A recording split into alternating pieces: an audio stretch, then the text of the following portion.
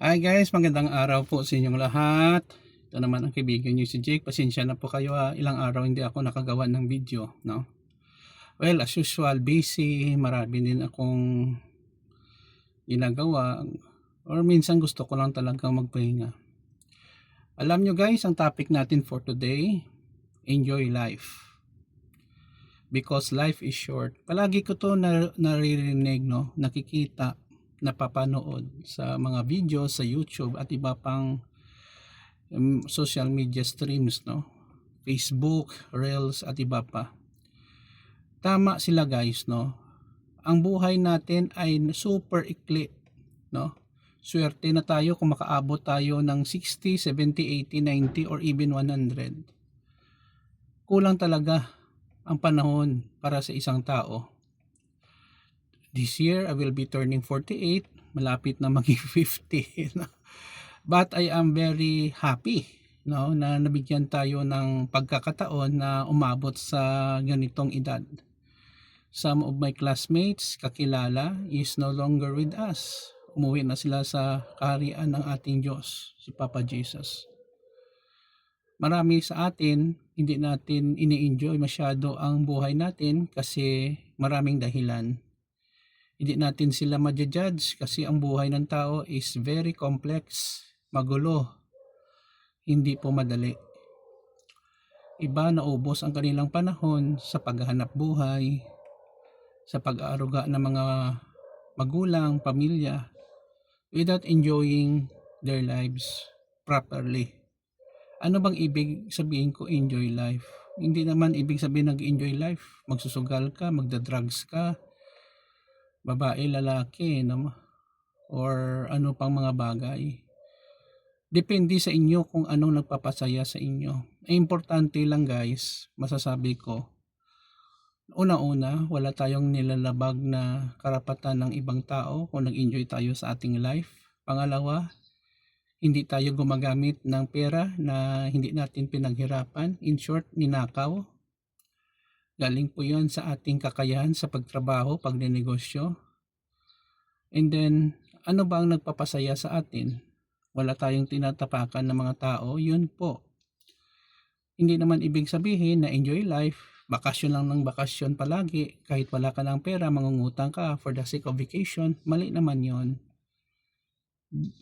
Save money and then take a vacation na kaya ng bulsa natin. Huwag natin ipilit ang isang bagay na wala tayong kakayahan. Bakit po? Instead of enjoying life, ang nangyayari kasi, sumasakit ang ulo natin, nasa-stress tayo kasi wala tayong pambayad sa utang natin na ginastos sa pagpunta ng abroad. Halimbawa lang yon. Enjoy life, bumili naman tayo ng bagong phone kahit okay pa naman ang functionality, nag-work pa ang ating phone, change naman tayo kahit wala tayong extra income or may naitabing pera. Problema na naman kasi magbabayad ka sa inutangan mo, especially may mga credit cards na may interest.